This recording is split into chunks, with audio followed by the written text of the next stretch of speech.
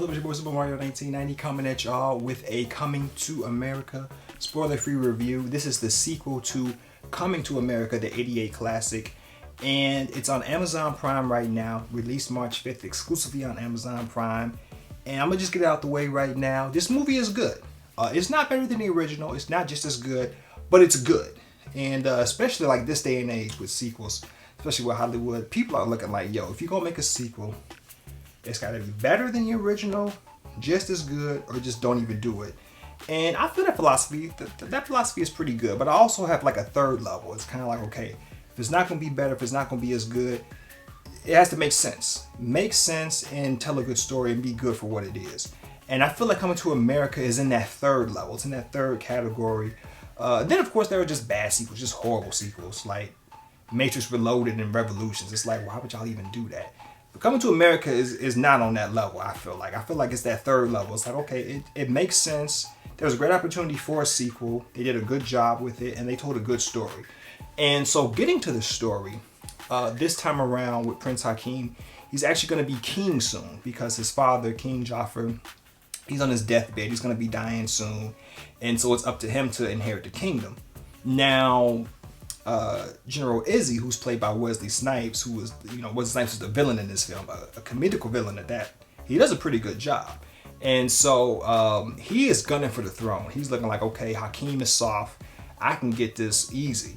He wasn't going to do it when King Jafar was there because he's like, okay, that was a strong king. I have respect for him, but you soft. I can take the throne easily.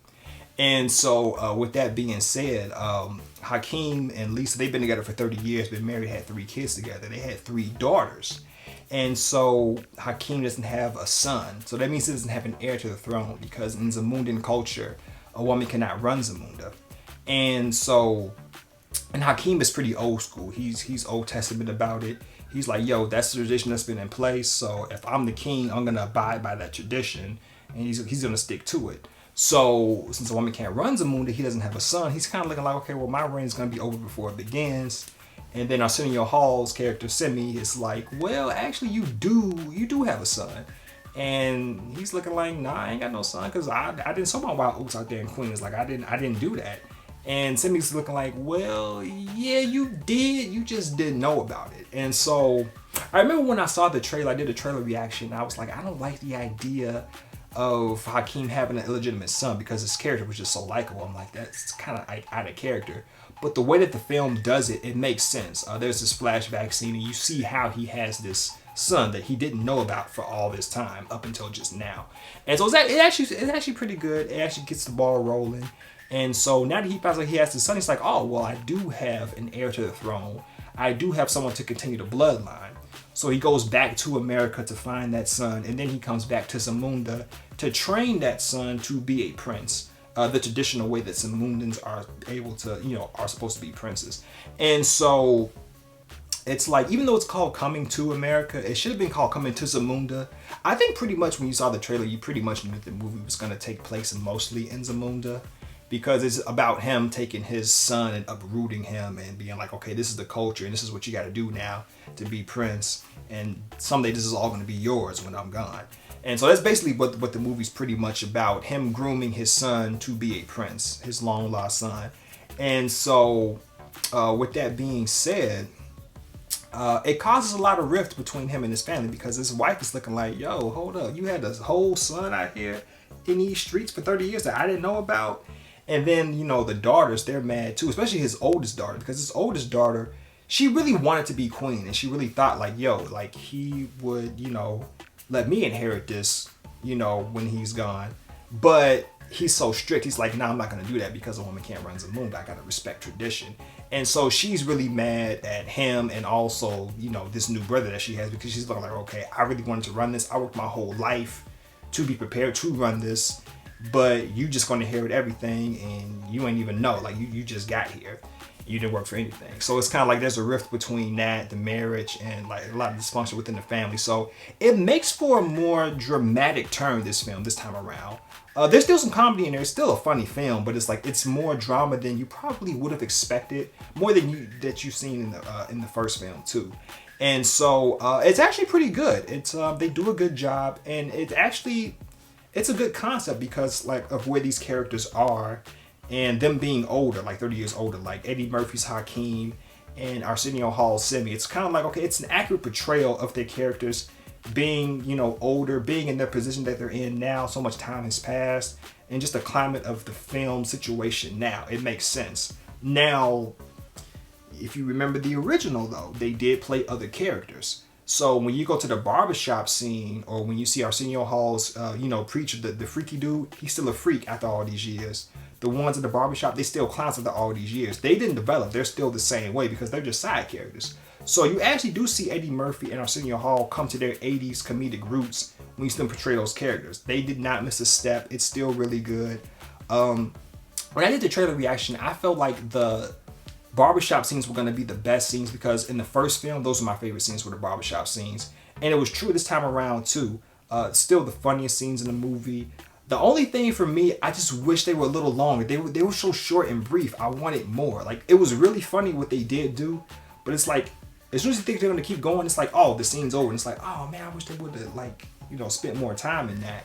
And especially because Eddie Murphy and Arsenio Hall, they spent like, I think they spent like 8 hours getting the makeup on in those suits and everything like that. So it's kind of like for 8 hours, if you in that suit, you know they not just going to be like, okay, we got like 2-3 lines and then that's it. You know they're going to give it they all. So I'm pretty sure Amazon has like maybe an extended cut or like some deleted scenes from, you know, the barbershop sequences that they did, because I'm pretty sure they had to cut some things out just to get like a good runtime going. But anyway, I just would have liked to see that scene be longer. But they did a great job. They have 2 new additions in the film, Leslie Jones and Tracy Morgan, who did an excellent job. Leslie Jones, I think, was the funniest one in this film because she killed it every single scene that she got. And she was in the film for like a big chunk of the film, a big portion of the film in the beginning, and then I don't know where she's just gone. It's kind of like, oh man, like where is she? Because she was really funny, but when she comes back toward the end, she's still funny, but she kind of fades away again. But she killed every single scene that she got. Tracy Morgan, of course, man, like, because they both were not in the original, so them being around this time around is really great. And Tracy Morgan, like, man, if you've seen him, he never misses. You know, he's always funny. He's just so random, always cracking you up. And so they did a really good job. The only actor I didn't like was the one that played Hakeem's son. He went by Lavell Johnson. Now, I like the character. I like the concept. I like the idea of the character. It's just the actor didn't bring that character to life. He just didn't execute well. I feel like they should have gotten somebody a little more charismatic for that role. You know, someone like Jesse T. Usher from Survivor's Remorse. And he played Shaft Jr. in the Shaft sequel. Now, at first when I saw the Shaft sequel trailer, I'm looking like, this guy playing Shaft Jr.? I don't know about that. But when I saw the movie, I'm like, oh, he did a really good job. He held his own. He did really good, you know, opposite of Samuel Jackson. So I'm like, he actually would have did a good job, I feel like. I think he would have actually perfected this character and would have portrayed this character and would have executed well with this character, and especially like playing within that age range too, because I think the other thing too is kind of like this is Eddie Murphy, you know, like playing Eddie Murphy's son. You know, if you saw the first one, it's a straight up classic, and it's kind of like, okay, well, Eddie Murphy was huge at that time, you know, worldwide now, but he was huge at that time. So it's kind of like, how are you going to get somebody to play his son? Like, does the Eddie Murphy caliber exist? I don't think so. There's no list out there for that. So it's kind of like you have to get somebody who was doing something, somebody who was a little well known, who can play in that age range. But it's kind of like Eddie Murphy is just such a unique, phenomenal dude. It's like, how would you match that? How would you find that? So I guess it was hard, you know, for casting, but it's like when you watch him, it's really noticeable. It does, I feel like, bring the quality of the movie down. It dampens the movie a little bit. It's a little awkward. Everyone does good around him, and like I said, the concept of his character and the story, everything is really good. I like the direction. I like the decisions that have been made. Like, I like everything that's been made, but it's just his acting it really lowers the quality down a little bit.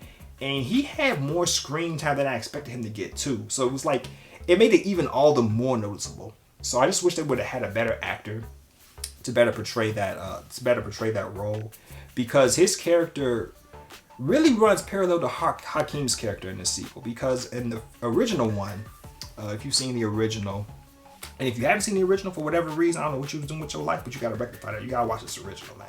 Like the original, straight up classic. But in the original, you see Eddie Murphy's character. He basically, Hakeem, he didn't like the arranged marriage that he had. He didn't want a wife that was basically gonna be a slave to him. He wanted to go out there and find his own love.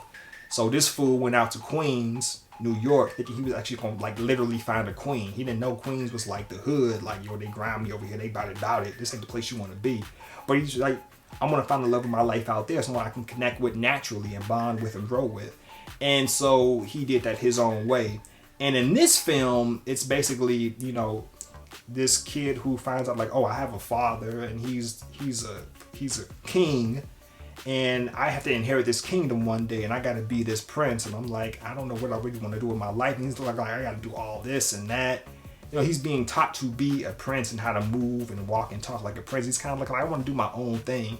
So he's trying to like navigate, trying to like be his own man and be the prince his own way. Kind of like how Hakeem was trying to find his own love, find love his own way, as opposed to the Mundan tradition of, yo, we picked the wife for you. This is who you're gonna be with. She can do anything you want, dog. And it's like, nah, I don't like all that. She playing Simon Says, like, nah, I don't do that. And so it was kind of parallel. And so it made for a good story. It made for a good parallel. It made for a good concept. Like I said, it's just the actor that played the character just didn't execute well. And so with that being said, though, all the other characters, all the other actors did a really great job. Even like Eddie Murphy and Arsenio Hall's characters being older and being more mature, like they're different from what we see them in the original. And it makes sense because they're older. It's just they're in a different position now. They're in different times in their lives. But I think the trade-off was perfect because you added in new additions like Lavell Johnson, you added in Tracy Morgan, and then Eddie Murphy and Arsenio Hall's characters, the side characters that they play, they remain the same. So it's kind of like, okay, it's an equal trade-off. Everything makes sense for how the movie goes and what the story does. And there's a lot of callbacks to the original, a lot of Easter eggs in there. So if you saw the original, it's like a lot of stuff that you'll catch and laugh at. A lot of context will be added already. And that'll be really good. And there's a ton of cameos. I was not expecting a lot of cameos. There was a ton of them. It was just kind of like, man, you was just calling people out like, yo, hold up, is that Trevor Noah? Is that, yeah, that's Trevor Noah. It was just so many different cameos. I'm not even gonna get into the list of how many people there were. I don't want to spoil anything, but it was just a ton of cameos. Good ones, really unexpected, pretty much all throughout the film. And so, yeah, like I said, like the film was really good. It was a little more dramatic this time around, but it worked within the story. It was still funny. It just wasn't funnier than the first film, but it was still funny. It still made you laugh. And it was kind of like, man, it had a lot of heart in it. It was like, oh man, okay, this. The only thing was that prevent the heart from kind of hitting home was the actor that they had to play Hakeem's son. And he does take up a pretty good bulk of screen time in this film. So it's kind of like, that brings down the quality. It's like, I want to know how good this film really would have been had they got an actor who was really going to execute that role well. But it still ended up being good. I like where they went with it. Like I said, it just didn't match the magic of the first one, but it was still good for what the story that they told their aim for this time around. It was still pretty good. And yeah, y'all let me know if y'all have seen this movie. How did y'all feel about it? Do you plan to see this movie? Did you see the original? I hope you saw the original. I don't know what you was doing with your life if you hadn't. But yeah, man, this your boy Super Mario 1990. And I give it an 8 out of 10. It's solid 8 out of 10, solid movie. It's not the 10 out of 10 that I give the classic, but yeah, it was still really good. But this your boy Super Mario 1990, and I'm out. Peace in.